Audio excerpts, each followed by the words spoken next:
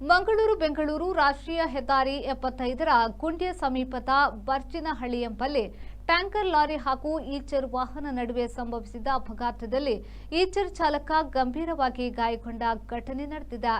ಗಾಯಗೊಂಡ ಈಚರ್ ವಾಹನದ ಚಾಲಕನನ್ನ ಚನ್ನರಾಯಪಟ್ಟಣ ತಾಲೂಕಿನ ನವಿಲು ಹುಸೂರು ಗ್ರಾಮದ ನಿವಾಸಿ ನಟರಾಜ್ ಎಂದು ಗುರುತಿಸಲಾಗಿದ್ದು, ಅವರನ್ನ ತಕ್ಷಣ ಮಂಗಳೂರಿನ ಜನಪ್ರಿಯ ಆಸ್ಪತ್ರೆಗೆ ದಾಖಲಿಸಲಾಗಿದೆ.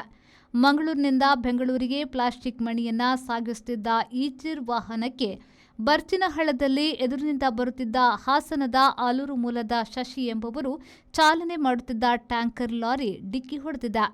ಘಟನೆಯಿಂದಾಗಿ ಕೆಲ ಸಮಯ ಈ ಭಾಗದಲ್ಲಿ ವಾಹನ ಸಂಚಾರಕ್ಕೆ ಅಡಚಣೆ ಉಂಟಾಯಿತು. ಹೈವೇ ಪೆಟ್ರೋಲ್ ಪೊಲೀಸರು ಸ್ಥಳಕ್ಕೆ ಭೇಟಿ ನೀಡಿ ಪರಿಶೀಲನೆ ನಡೆಸಿದ್ದಾರೆ. ಪ್ರಶಾಂತ್, ವಿ4 news, Nelyadi.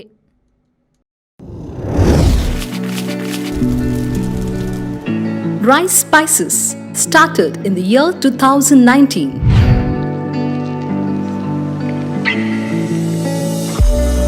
Today we have crossed 45 plus products.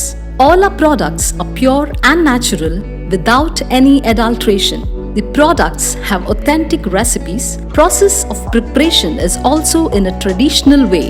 We supply products to different supermarkets, retail shops, and we take up bulk orders for hotels and caterers.